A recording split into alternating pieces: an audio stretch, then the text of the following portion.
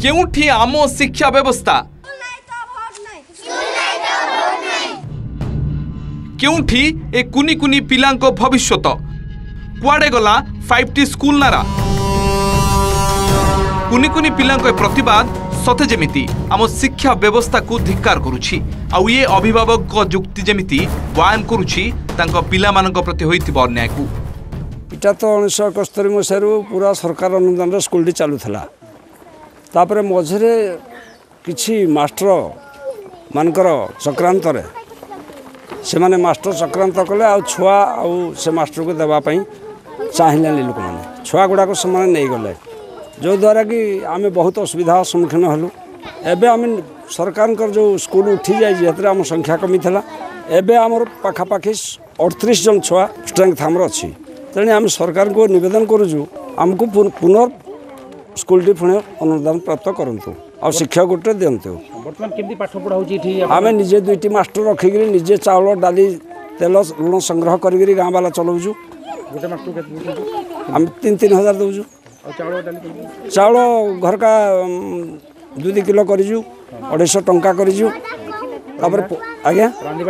रांधिबाटा पाड़ी करूँ घर का दिन में रांधुचु सफा सुतरा निजे जार जो दिन भाड़ी से दिन से करूँ सफा सुतरा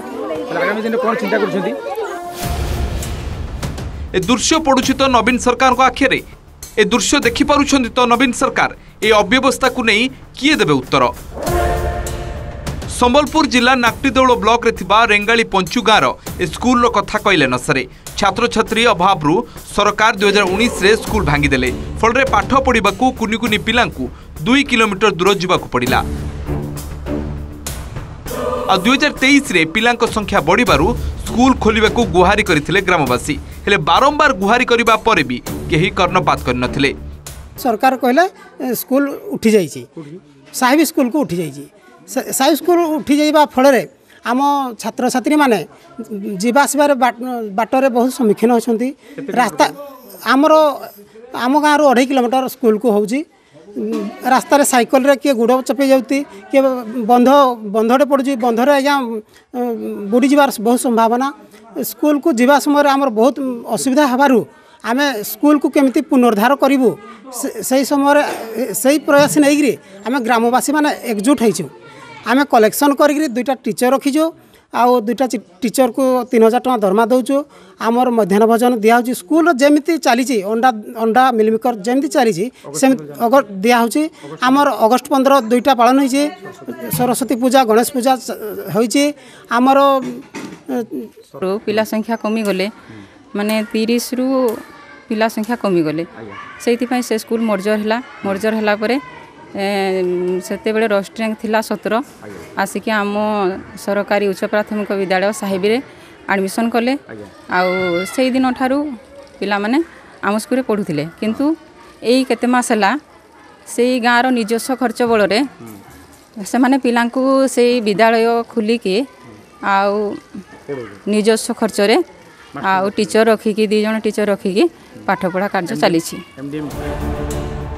ग्रामवासी माने प्रत्येक घरु मासिक 250 टंका और चाउल संग्रह करी ए स्कूल चलाई मासिक आदाय कर जाउथबा टंका रे 2 जन शिक्षकों को एठारे नियुक्ति मिली अभिभावक मानक सहयोग रे मध्याह्न भोजन और स्कूल परिसर परिष्कार करा जाउछि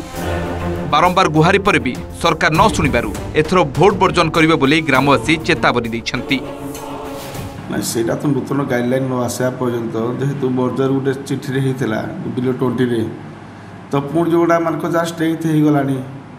तो मैंने से रिओपन हम एमती गोटे लेटरटे ना आम लेवल आम किसी करहबनी यहाँ तो आम ये केसटा हाइकोर्टर विचारधीन भी अच्छी नूतन गाइडलाइन न आसा पर्यंत सेमती रिओपन किसी कर सूचना ना पाखे ना सरकार को चैलेंज दे 2 जन शिक्षक नियुक्ति करी निजस्व उद्यम 1.5 वर्ष लाना मध्याह्न भोजन दे पाठ पढ़ाउछंती एवं स्कूल को रीति खोलुछंती ग्रामवासी ए उद्यम ए राज्य सरकार को कौन शक्त चापुड़ा नुहे कि रेढ़ाखोल रेंगाली पंचुरू रमाकांत महानंद OTV।